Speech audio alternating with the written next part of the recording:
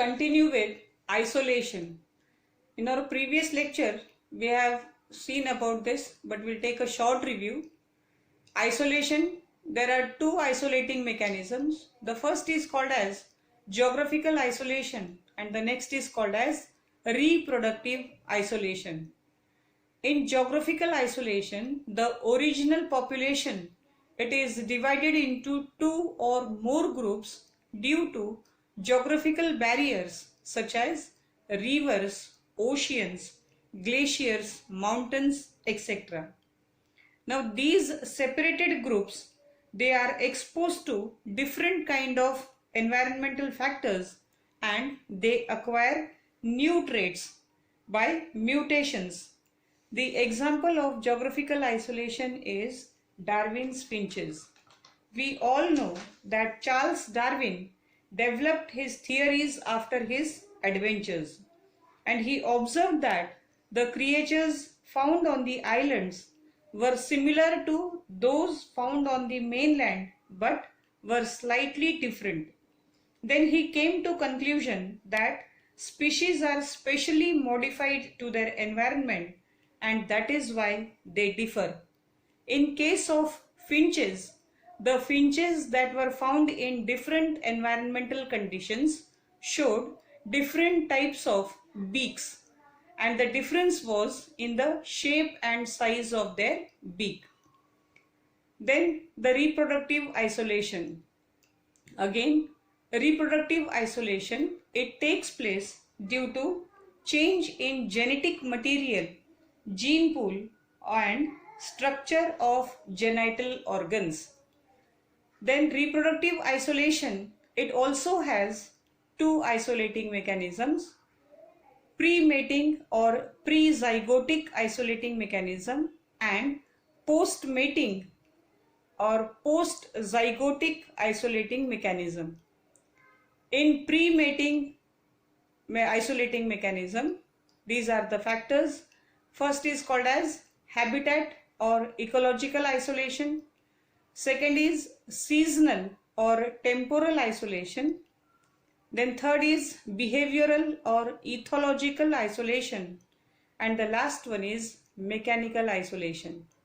Whereas in post-mating or post-zygotic isolating mechanism, the different types of isolations takes place due to gamete mortality, zygote mortality and hybrid sterility.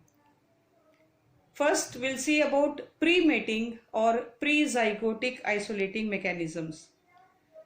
In pre-mating isolating mechanism, this mechanism, it prevents the process of fertilization and zygote formation. That means zygote formation will not take place.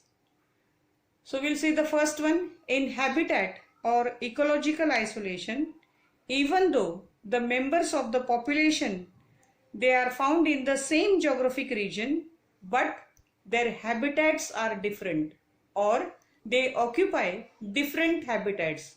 For example, lions, they are found in grasslands, whereas tigers, they are found in forest. Due to their different habitats, they are unable to meet or interbreed. In seasonal or temporal isolation also, the members of population, they live in the same geographic region, but the sexually maturity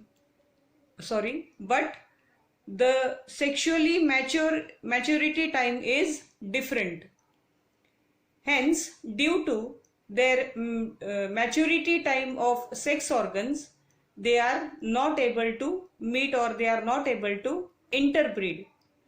In behavioral or ecological isolation, the organisms, they have their specific mating behavior. Now, due to their specific mating behavior, these organisms are unable to meet. Then comes the mechanical isolation. In this type of isolation, the members of the population, they have different types of reproductive organs, or we can say that there is difference in the structure of their reproductive organs, and due to this difference they cannot meet or they cannot mate with each other. In post-mating or post-zygotic isolating mechanisms, the factors that are responsible are gamete mortality, zygote mortality, and hybrid sterility. In gamete mortality, what happens is, or in all these, the process of fertilization as well as zygote formation will take place. But the zygote may die or some other problems may occur. In first one, that is gamete mortality, as we know that these gametes, they have limited lifespan. And if the union of the gametes does not take place within the lifespan of the gametes, then the gametes die, and that is called as gamete mortality. The next one is zygote mortality. In this case, the eggs are fertilized, but the zygote dies due to some reasons. And the last one is hybrid sterility. In this case, the hybrids develop to maturity, but they become sterile, and this is called as hybrid sterility. For example, a hybrid is formed when two different organisms are crossed with each other. For example, when the crossing takes place between a donkey and a horse, then the offspring or the organism that is produced is called as mule. This survives as well as it attains maturity also, but this is sterile, that is, it is not able to reproduce. Another example that we can see is if the crossing takes place between lion and tiger, or if these two organisms are crossed with each other, then the offsprings or the hybrid that is formed is called as liger, which is combination of Li, and from tiger it is Ger, so it is liger. Or the other one is called as Tion, that is this T of tiger and ION from lion, it forms Tion.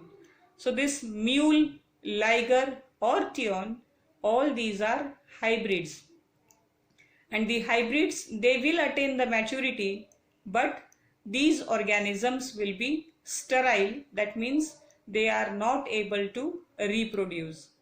This is called as sterile organisms, or it is called as sterility. Thank you.